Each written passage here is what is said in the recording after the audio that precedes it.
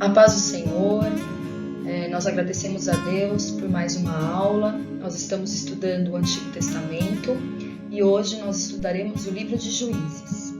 O título da nossa aula é O Livramento do Senhor, o Cântico de Débora. O conteúdo deste livro está dividido em duas partes. A primeira é o livro de Juízes, os aspectos mais gerais, significado, autoria, data, período, a divisão do livro, o propósito, a situação, e vamos conhecer todos os juízes de Israel neste período mencionados neste livro. E a segunda parte, nós vamos falar especificamente sobre o Cântico de Débora. Vamos conhecer quem foi Débora, o seu contexto histórico, a iniciativa de Débora e uma breve análise de alguns trechos deste maravilhoso cântico. O versículo-chave da nossa aula está lá em Juízes 1, versos 18 e 19, diz assim: Quando o Senhor lhe suscitava juízes, era com o juiz, e os livrava da mão dos seus inimigos todos os dias daquele juiz, porquanto o Senhor se compadecia deles e dos seus gemidos, por causa dos que o apertavam e oprimiam. Sucedia, porém, que falecendo o juiz, reincidiam, e se tornavam piores do que seus pais, seguindo após outros deuses, servindo-os e adorando-os eles, nada deixavam das suas obras, nem da obstinação de seus caminhos. Este trecho é um trecho muito importante, porque ele vai nos revelar a dinâmica de todo o livro de Juízes, essa dinâmica de que os povos que circundavam o território dos hebreus os oprimiam, os dominavam, eles clamavam, o Senhor levantava vidas poderosas que os livrava da mão desses opressores, mas depois da morte desses juízes, eles reincidiam novamente. Então era uma dinâmica que vai se repetindo ao longo de todo o livro. O segundo versículo-chave está lá em Juízes 5, versos 31. Diz assim: Assim, ó Senhor, pereçam todos os teus inimigos, porém os que te amam brilham como o sol quando se levanta no seu esplendor. Este versículo fecha o Cântico de Débora, que nós analisaremos mais à frente. Vamos falar agora dos aspectos gerais do livro de Juízes.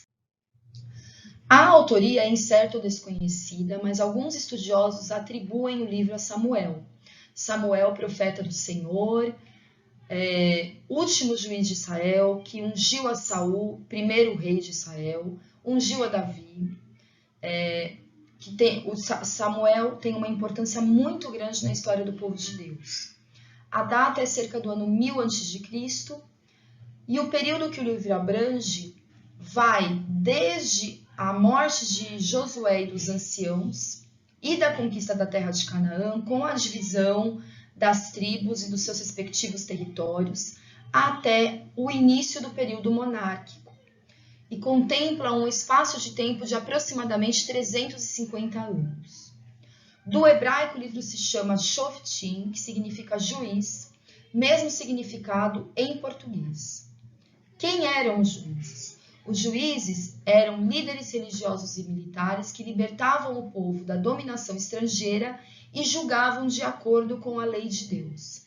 Eram vidas levantadas por Deus, a palavra de Deus diz que eram cheios do seu espírito, para trazerem ao povo a vontade de Deus, num período de muita turbulência, muitas dificuldades, já que nos territórios das tribos ficaram povos, os antigos habitantes daquele lugar, que não foram expulsos, como era a ordenança de Deus lá em Juízes, até antes. O Senhor ordenava ao povo que expulsasse totalmente os povos, mas parte desses povos permaneceram entre as tribos de Israel, entre o povo de Deus, e acabou sendo, como a palavra de Deus diz, por laço.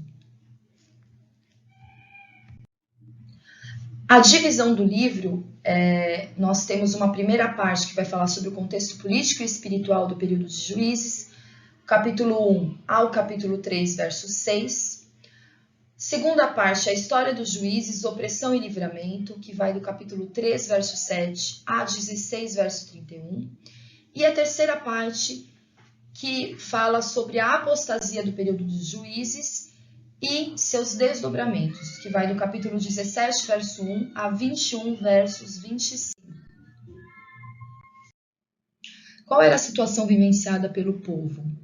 Nós destacaremos dois aspectos que perpassam todo o livro. O primeiro deles é a idolatria. Então, há uma expressão que se repete ao longo do livro que diz assim: os filhos de Israel tornaram a fazer o que era mal perante o Senhor. E essa expressão está sempre associada à prática da idolatria, à adoração aos deuses das nações estrangeiras. E essa idolatria era muito grave, porque ela minava o pacto que o povo tinha com Deus, né? A parte mais essencial. Toda a lei de Deus era baseada neste princípio, no princípio de que eles deveriam adorar somente a Deus. Não tereis outros deuses diante de mim. Então, a quebra deste pacto colocava toda a lei em xeque. E um segundo aspecto que nós temos é a descentralização política e religiosa. Então, em Juízes 17, verso 5, diz assim: naqueles dias não havia rei em Israel, cada qual fazia o que achava mais reto. Então, nós temos duas questões bastante graves. E no caso da descentralização política e religiosa, a lei de Deus já não era mais o centro da vida do povo. A lei que era o fundamento de todas as suas práticas, das suas festas, que marcava todo o cotidiano do povo, as ofertas, tudo aquilo que já foi falado, a lei escrita, a lei oral, que nós pudemos já estudar nos livros anteriores, tudo aquilo estava sendo colocado em xeque. E cada um estava andando por um caminho que achava mais correto. Então, a situação era muito grave. Era uma situação que ameaçava a existência do povo de Deus. Temos aqui uma tabela com todos os juízes citados no livro de Juízes, O seu período de julgamento, o opressor ou os povos ou o povo que estava dominando Israel e as referências. Então, nós temos Otiniel, Eude, Sangar, Débora e Baraque, Gideão, Tola, Jair, Jefté, Ibsã, Elon, Abdon e Sansão. E se nós somarmos todo este período de julgamento dos juízes, nós podemos observar que dos 350 anos, 296 anos Israel teve paz, porque havia vidas levantadas por Deus, cheias do seu espírito para trazerem a sua lei e a libertação para o seu povo. Então, nós podemos concluir que os anos de dominação foram por volta de 50 anos. Os anos em que o povo esteve na idolatria e sob ameaça, mas de uma maneira mais crítica, foi um período bem menor. Um segundo aspecto que nós destacamos e que nos salta aos olhos é percebermos que nós temos apenas Débora como mulher e juíza de Israel, O que mostra, o que nos revela a sua absoluta excepcionalidade. Nós agora vamos entrar na segunda parte da nossa aula, o Cântico de Débora, que está lá em Juízes capítulo 5. Esse cântico é um dos mais antigos poemas bíblicos, cuja autoria atribui-se a uma mulher. Foi escrito para celebrar a vitória que Deus deu ao seu povo numa dura batalha, e é uma forma didática de transmitir as ações poderosas do Senhor, um testemunho da ação de Deus em favor do seu povo. Essa batalha ela foi enfrentada na força do Senhor, com grande coragem e confiança nele. E nós podemos depreender coisas maravilhosas, ensinamentos maravilhosos para as nossas vidas através do estudo deste maravilhoso cântico. Quem foi Débora? Então, Juízes capítulo 4, versos 4 e 5, diz assim: Débora, profetisa, mulher de Lapidote, julgava Israel naquele tempo. Ela atendia debaixo da palmeira de Débora, entre Ramá e Betel, na região montanhosa de Efraim, e os filhos de Israel subiam a ela. Débora era uma serva de Deus, uma profetisa, ela tinha a palavra de Deus em seus lábios e ela era reconhecida, né? Havia esse reconhecimento de Débora como uma serva de Deus. Então, os filhos de Israel subiam a ela, buscavam, porque recebiam dela uma direção do Senhor, né? Então, ela era uma mulher muito especial. O contexto histórico no qual a história, né, e a vida de Débora se insere é no contexto da dominação dos cananeus. A palavra de Deus diz lá em Juízes 4, versos 1 a 3, que havia já 20 anos que os cananeus dominavam sobre Israel. E Sísera era o comandante do poderoso exército que tinha um grande poder bélico. A palavra de Deus diz que eles tinham 900 carros de ferro. Então, nós podemos compreender que o poderio bélico deste exército era superior ao poderio de Israel, porque eles tinham carros de ferro, né? E eram muitos, eram quase 1.000 carros de ferro. Era uma ameaça bastante grande. Nós podemos destacar a iniciativa de Débora, o posicionamento que ela teve diante dessa dominação. Sendo uma mulher, né, ela viu essa situação e ela não se acomodou a essa dificuldade, né, essa tremenda opressão que o povo vivia há tanto tempo. Então ela convocou por ordem do Senhor a Baraque para lutar contra o exército de Jabim, a fim de libertar Israel da opressão dos cananeus.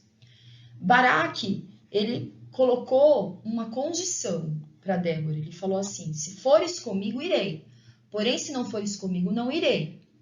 Então, nós vemos que Baraque reconhecia essa Débora como uma serva de Deus, como alguém que tinha a palavra de Deus em sua vida, a presença do Senhor. E ele intimou, né, a que Débora fosse com ele a essa batalha. E Débora responde, né, e também coloca a sua condição. Sim, eu irei contigo. Porém, não será tua a honra da investida que empreendes, pois as mãos de uma mulher o Senhor entregará a Sísera. Isso está em Juízes 4, versos 9. Então, Débora, ela reconhece, né, essa posição que ela tinha diante do Senhor. Ela diz que vai e pede, né, para que o reconhecimento dessa batalha e dessa vitória seja dela, porque partiu dela essa iniciativa, né, esse posicionamento. Então, ela tinha clareza, né, sobre esse seu posicionamento. Nós vamos passar agora, então, a breve análise do Cântico de Débora. Nós vamos destacar apenas alguns aspectos. Infelizmente, nós não poderemos falar de todo o cântico, né, fazermos uma leitura mais detalhada sobre todo o cântico, porque o nosso tempo é curto. E para não nos alongarmos, nós vamos destacar apenas os aspectos principais ou que são mais interessantes para a nossa aula. Então, o cântico começa, né? Naquele dia cantaram Débora e Baraque, filhos de Abinoão, dizendo.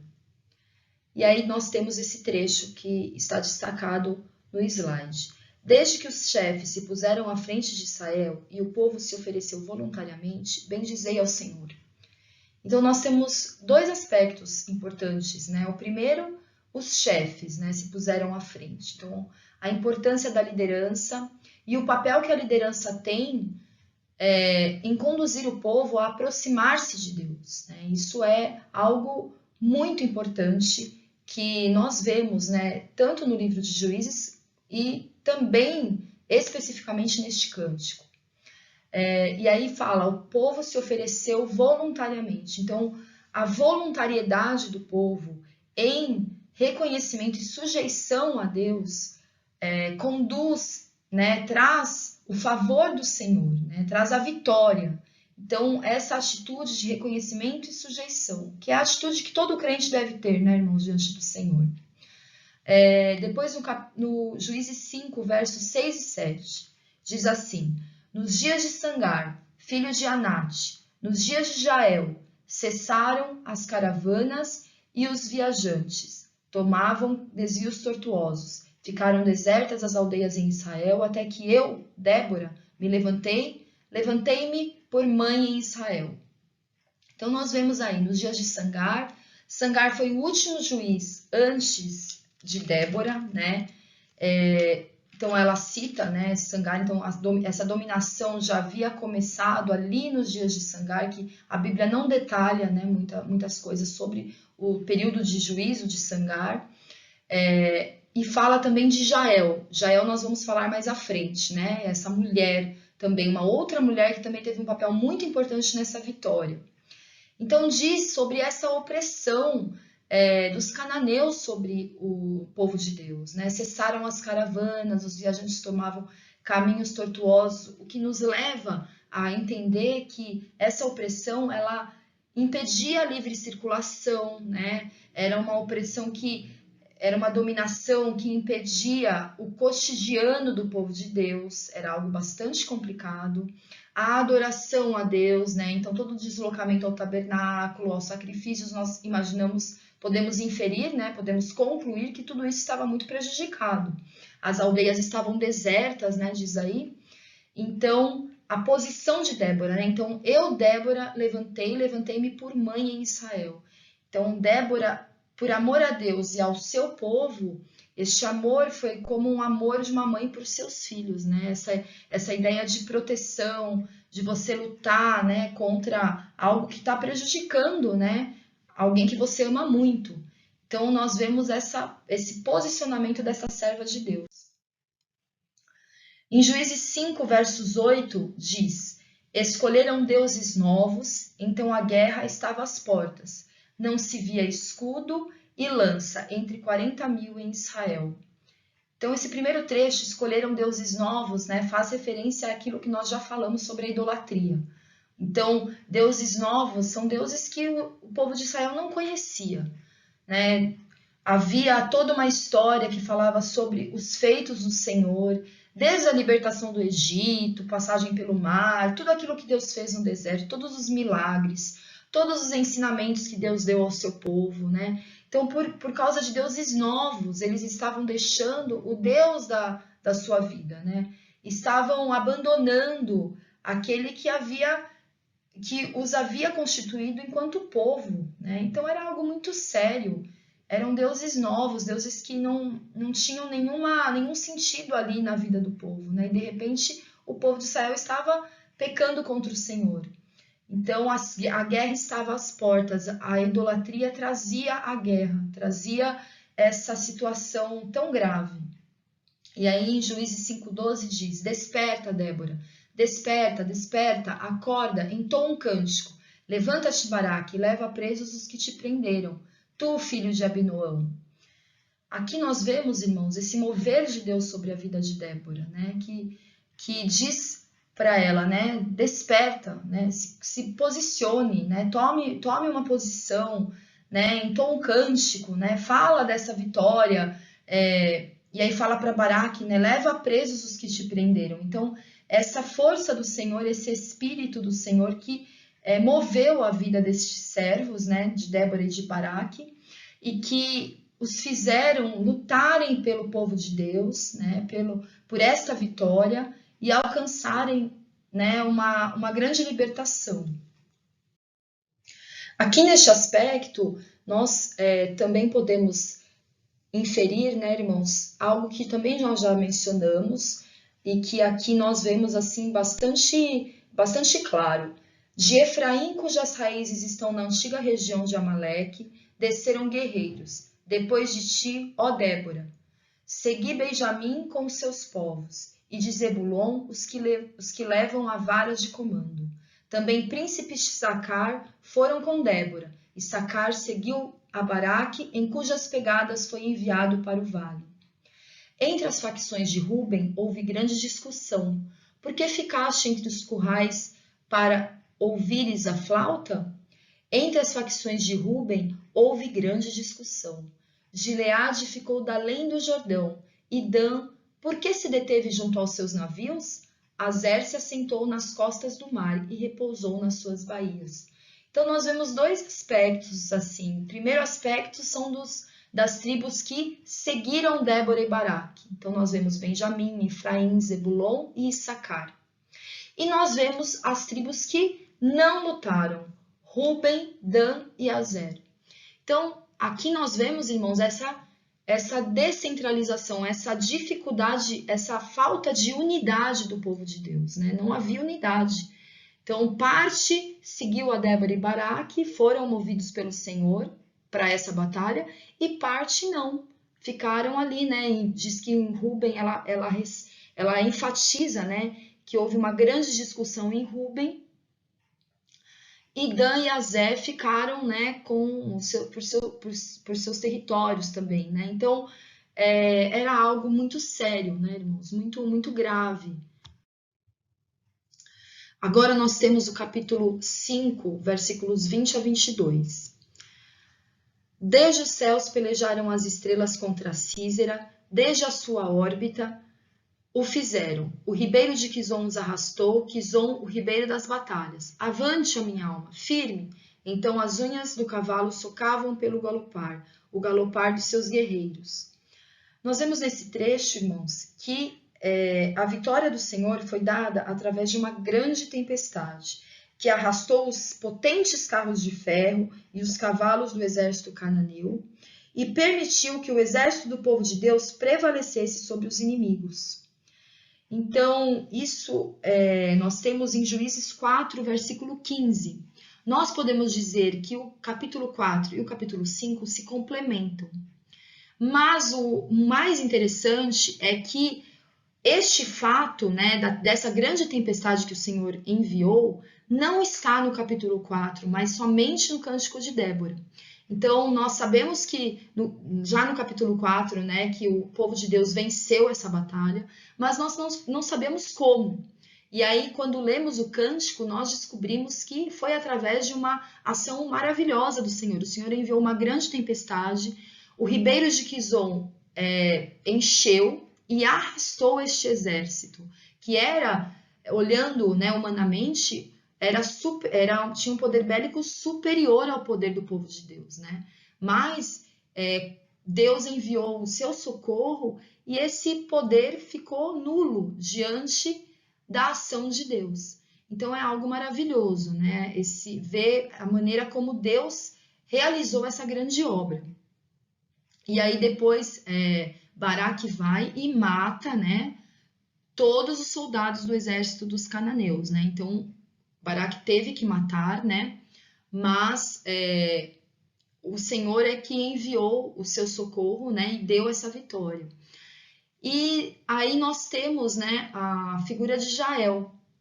Então vamos ler o trecho vamos ler o versículo 26 do capítulo 5, que diz assim: Bendita seja sobre as mulheres Jael, mulher de Éber, o queneu. Bendita sobre as mulheres que vivem em tendas.